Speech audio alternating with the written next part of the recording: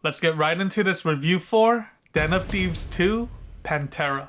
Alright, so this is essentially a bank heist film and it's the official sequel to Den of Thieves, which came out back in 2018. I'll be honest in saying that I haven't watched the first film, so some of the previous character relationships aren't embedded in my memories. But I'm here to report that the second film can still hold up on its own without watching the first film, as I really didn't find myself confused with any of the character dynamics or the overall narrative being told here. So what's my impressions after viewing this film in its entirety? I thought it was just okay. Definitely not as good as I wanted it to be. Anyways, let me start off by talking about the positives. First off, I really enjoyed the set locations here. The illusion of these characters willing to go anywhere in the world to pull off specific heists came through loud and clear. As for my second positive, I found the overall acting from all of the cast members to be satisfactory for this B-tier story. Gerald Butler continues to shine bright in these types of roles given to him, and I also found O'Shea Jackson Jr. to be another standout amongst the huge roster of cast members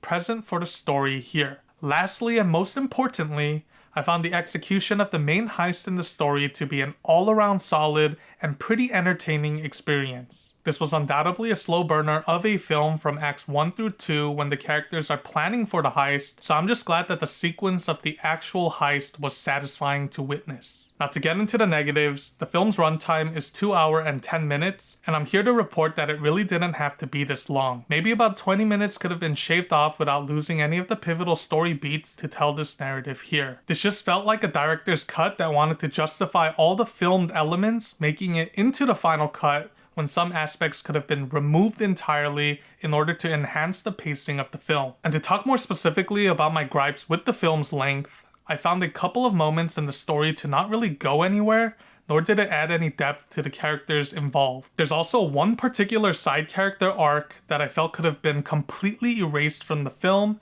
and absolutely nothing would have changed. And generally speaking, there wasn't a whole lot of development for many of the side characters involved within this narrative, so it was hard to feel emotionally invested during the higher stake moments for these said characters. As for the final negative, the conclusion of this film just didn't work for me. I thought the ending made the entire film a messier experience, as pondering about certain character decisions made earlier in the film seemed to counteract the purpose of the ending. So my final score for Den of Thieves 2 Pantera ends up being 6.5 out of 10.